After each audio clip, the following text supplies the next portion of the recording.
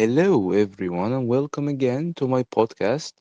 I am Marwan. For those who are listening to me for the first time, I make short podcasts as a part of O2 Pro group to discuss random things and try to share my own opinions and my experience in whatever topic I am going to be discussing today.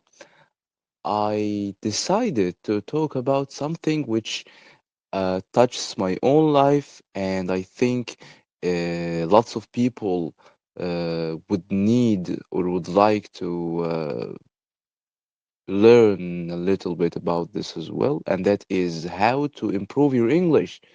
English is not my native language, obviously. I am Egyptian, for those who don't know, and I haven't really known any English until I was about 16 or 17 years old.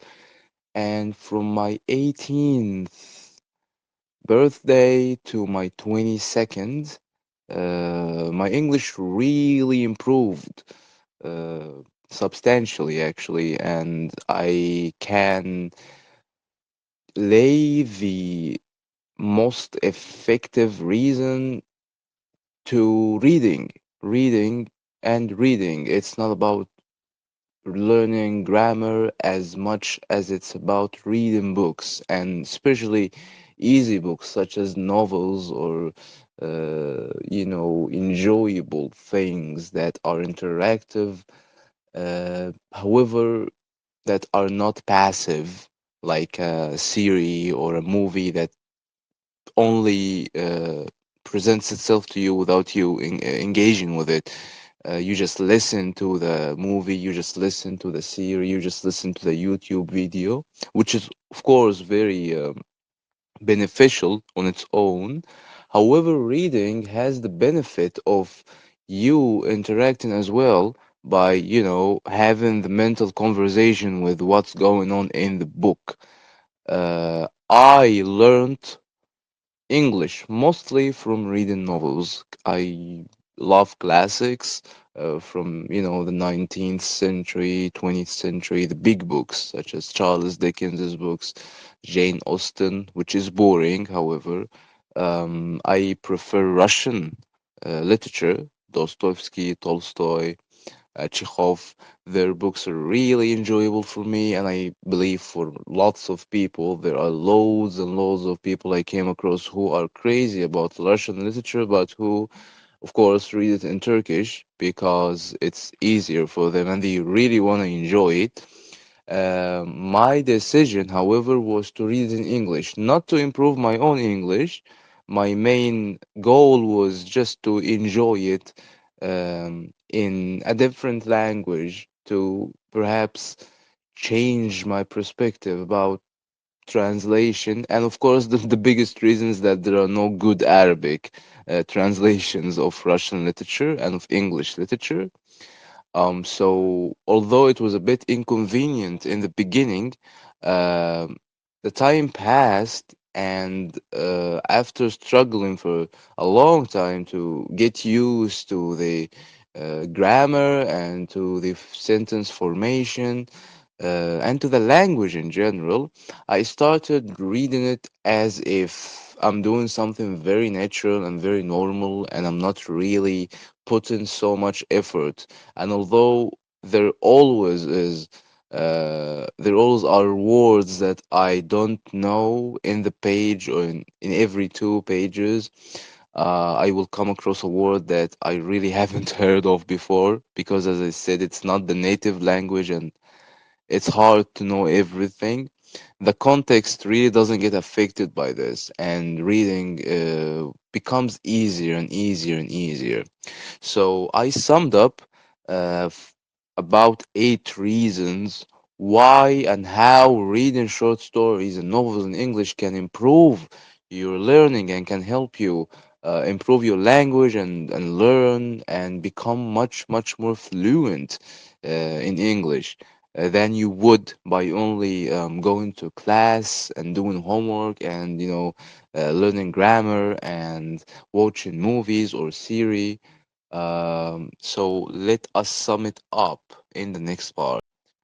So, the first reason, in my opinion, is that reading really can expand your vocabulary.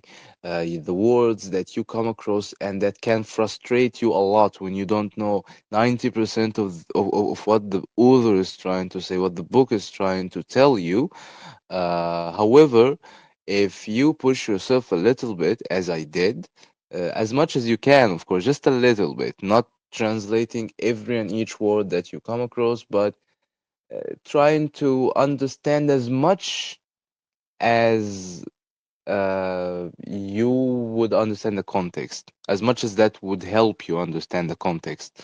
So, the exposure to a lot of words and different phrases in the context of the story can help you really expand your vocabulary in a very natural way without really studying. You just learn a new word because you need to understand what the author is trying to say and you're interested about the story. So, of course, again, you should choose a story that you're interested in, a story that you like. So, novels and short stories sometimes use depending on the author and the period the story was written in, it can use a very rich variety of words and phrases, a diverse language that might be a bit unfamiliar yet understandable to us, and that, of course, might not be encountered every day. So we won't hear a lot of things that we read in the book in the series or in a YouTube video. We wouldn't see someone saying phrases such as the glittering sky or the chiming birds or the glistening sea. We don't really use these kinds of words in our daily life, but knowing them enriches your vocabulary and enriches your understanding of the language. Secondly, the grammar and syntaxes. Although it is the most boring part of learning any language, I hate grammar personally. It's my least favorite thing. It's really important to at least know some grammar in order to be able to um, form a sentence. So I haven't studied much grammar, but by reading as much as I could and every day for a long time, uh, my grammar kind of got fixed naturally because I'm encountering these very well written books with very good grammar every day. So naturally, my brain just kind of absorbed all of this grammar without really opening a grammar book. So it can expose you to the correct grammar usage and the correct sentence structure.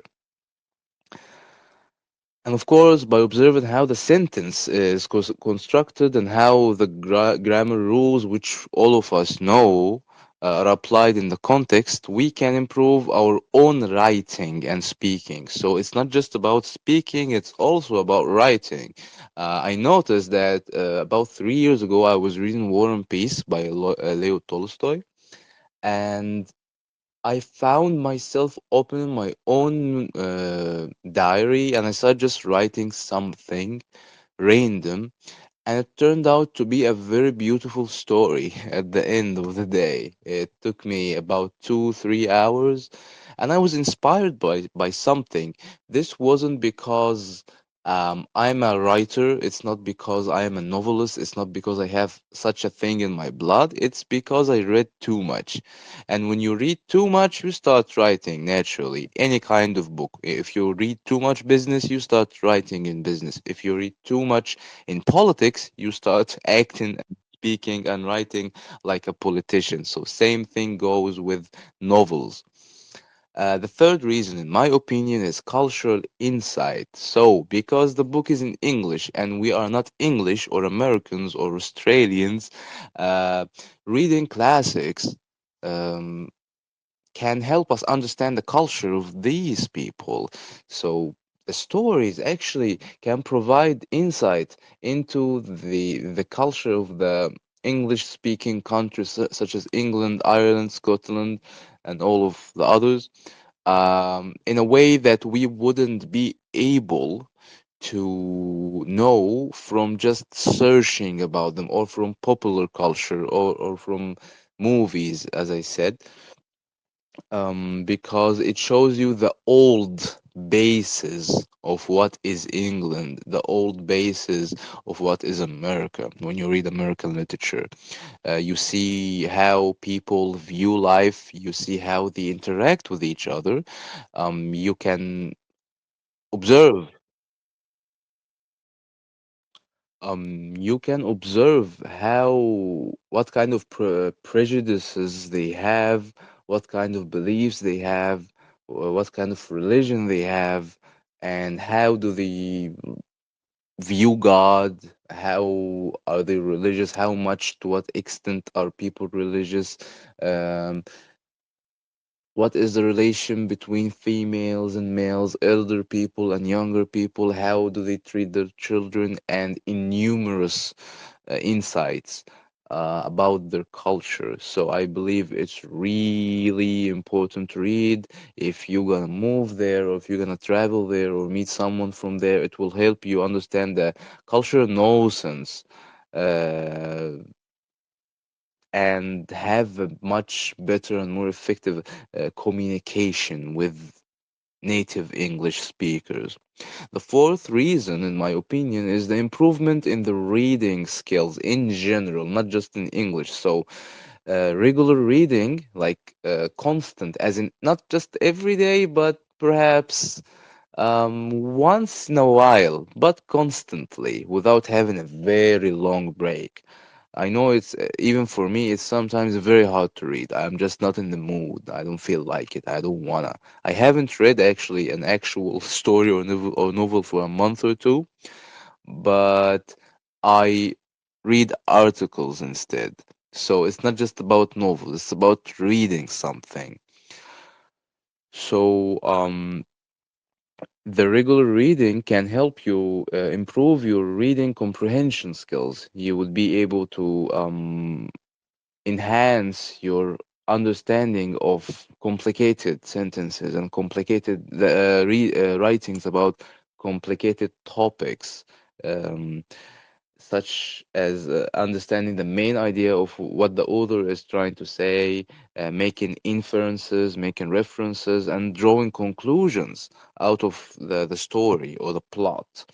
And these skills are actually very essential, not only for the language learning but also for the academic and professional life. So, us as students in a hard university, especially for those like me in social sciences departments, um, it's very important to know how to do these things. It's very crucial to understand the main idea, to be able to criticize the book. And actually, criticism is not just negative, you can have a positive criticism as well, and to be able to draw a conclusion, a result, and to form a judgment with basis, with evidence, with a good argument about what you read. And of course, it can enhance your writing skills as well. This is the fifth reason.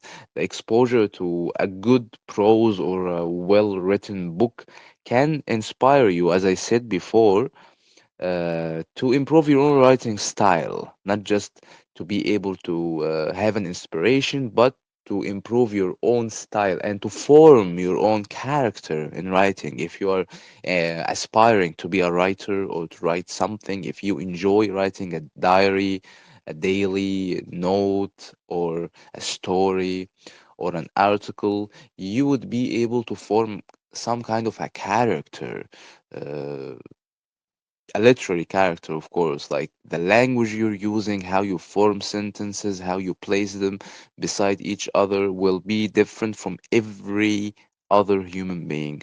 You can't be identical with anyone. So reading can actually help you form your own character in the paper. And of course, it can increase your fluency in speaking, which is the main idea here. So when you read a lot, you understand the language's natural patterns and rhythms and how it flows, how it goes, much better than just listening to people talking. When you read, you interact. And of course, this exposure to reading and to, getting out of your comfort zone and forcing yourself to be exposed to this different language with different culture, with different names, with different values can lead to a smoother and more confident speaking and writing. The seventh reason or the seventh benefit of reading is cognitive benefits. There's a cognitive understanding that is when you read a lot, the reading stimulates the brain and can improve a cognitive function such as perhaps concentration. You can improve your critical thinking or maybe even form your own critical thinking and the problem solving skills.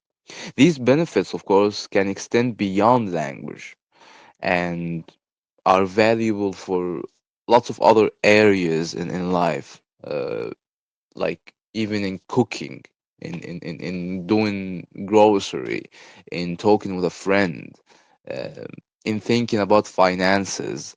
Reading can actually have a cognitive trigger that will positively impact these other aspects of your life.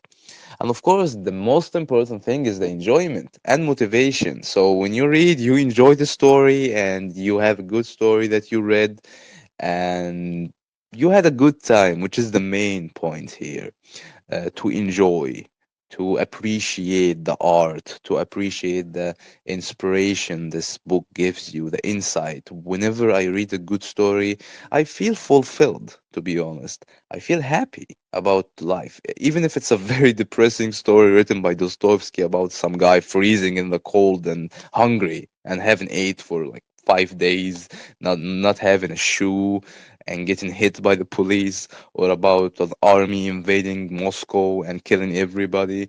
It's not about the genre of the novel, of course, but it's about the reading a good artistic work really gives me this peace. It makes me satisfied. It makes me feel that I have done something today. So I would recommend reading good novels. Of course, I lean towards Russian literature, but if you like any other kind of literature, please do it and let me know if you have any questions. And thank you so much for listening to me today. See you next time. Bye bye.